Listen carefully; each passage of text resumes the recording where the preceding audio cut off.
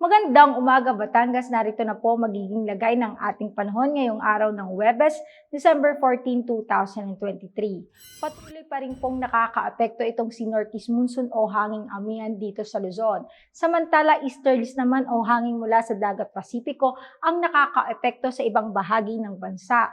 Habang yung cloud cluster or yung kumpol ng kaulapan na minomonitor natin kahapon sa labas ng Philippine Area of Responsibility ay ngayon naging low pressure area na huling namataan sa layong 1,865 km east of southeastern Mindanao. Itong low pressure area na ito ay mababa pa rin ang tsansa na maging bagyo at maaaring pumasok sa Philippine Area of Responsibility sa Sabado na magdadala ng mga pag-ulan dito sa may silangang Visayas at Mindanao.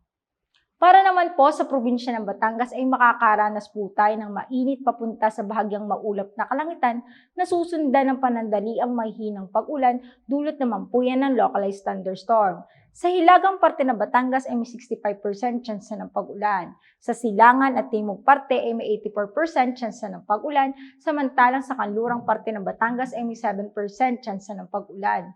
Kaya paalala po natin sa ating magigiting na kabatang na magdala ng pananggalang sa init at sa mga posibleng pag-ulan. Ang magiging agwat ng temperatura ngayong araw ng Huwebes ay nasa pagitan ng 25 to 33 degrees Celsius. Si Haring Araw ay sumikat kaninang 6:10 ng umaga at lulubog mamayang 5:30 ng hapon.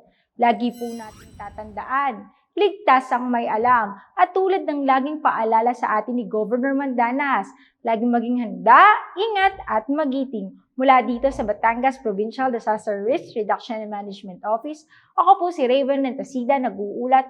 Magandang umaga po.